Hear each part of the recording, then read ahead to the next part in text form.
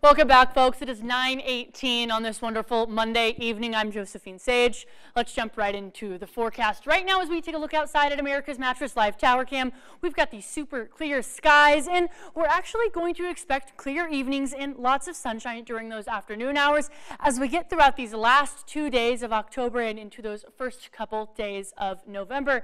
And speaking of those first couple days of November, it's going to stay on that cooler side of things. Definitely about 15-20 degrees below those seasonal averages through most of those regions along the western slope. We're expecting a very, very cool Halloween night with those sub-freezing temperatures expected through those later night hours, but there is going to be a warm-up as we get closer and closer to those weekend days as a high-pressure ridge starts to build over the forecast area. But before that happens, we are going to notice that a lot of these cooler temperatures are actually pushing down from the north of us as this trough continues to amplify well over those plains. But we'll notice off that west coast is where that's going to start to build.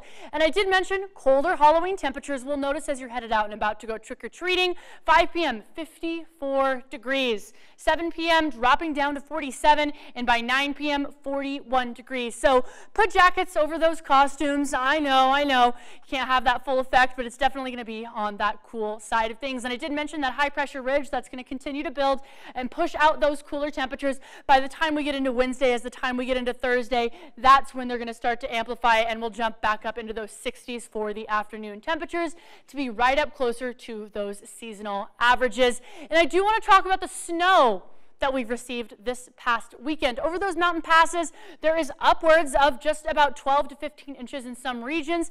The maximum amount of snow is actually right over that Aspen area right now, and even as we look a little bit, well, north of closer to that Vail Pass. So with that in mind, please drive safe, especially if you're headed to those higher elevation regions.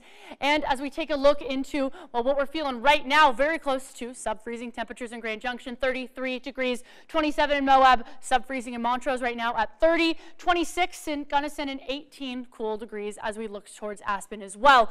We'll notice in our almanac that we were shy of those seasonal averages, like I said, by just about a full 15 degrees.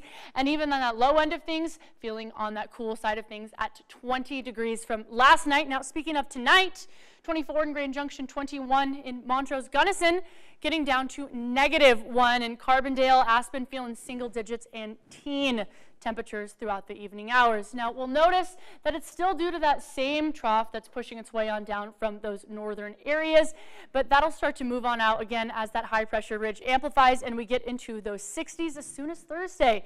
Clear skies can be expected all the way through Saturday, Sunday, and Monday, and we do have a slight chance for a possible storm system to work its way on into the forecast area on Sunday, but those models are not quite aligned with that yet, and we'll continue to watch that storm system as it moves on in.